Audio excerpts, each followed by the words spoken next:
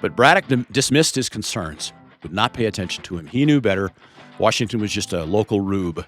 The movie portrays this very well, and as it happened, exactly as Washington feared, the French soldiers and their native allies struck from the woods, and the British column suddenly collapsed in panic. Smoke filled the air. Officers shouted conflicting orders. Horses were shot out from under nearly every officer. And they were set upon then as they fell, these men, these British, were set upon by the Indians, who finished them up with tomahawks and knives. Terror swept the ranks. The British soldiers, who had rarely, if ever, experienced defeat, found themselves fighting an enemy they could barely see, an enemy they could not engage in the ways that they were accustomed to. Bravely leading his men, General Braddock fell mortally wounded.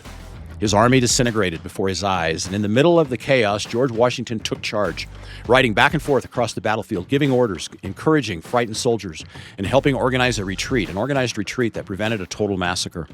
The Virginians had women with them as camp followers. These were cooks, nurses, and seamstresses. Washington was determined to protect them. Bullets tore through his coat, his hat, his clothing. 2 horses were shot from beneath him, yet he escaped without a single wound. Later he wrote to his brother, stating, quote, "But by the all-powerful dispensations of Providence, I have been protected beyond all human probability or expectation.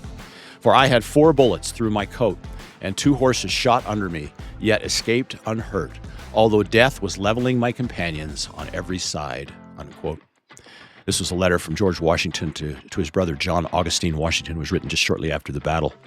Washington knew that God's hand had preserved his life at that battle, the Battle of Monongahela.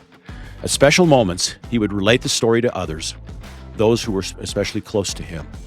The bold young officer who had first ridden into the wilderness, eager to prove himself, was becoming a man who had the power to change history. This story, along with the 100 irreplaceable heroes of our exceptional past, is found in my Forgotten Patriots Manual series, volumes 1 through 5. Links to these valuable family resources are in the show notes below.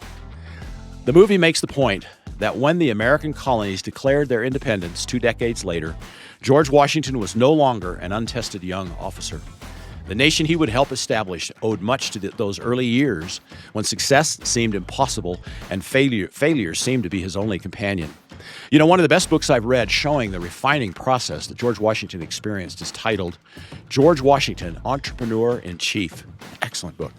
Reading that profound book, it becomes obvious that God raised, protected, and prepared this man to be one of the most irreplaceable heroes in the history of our nation and the world.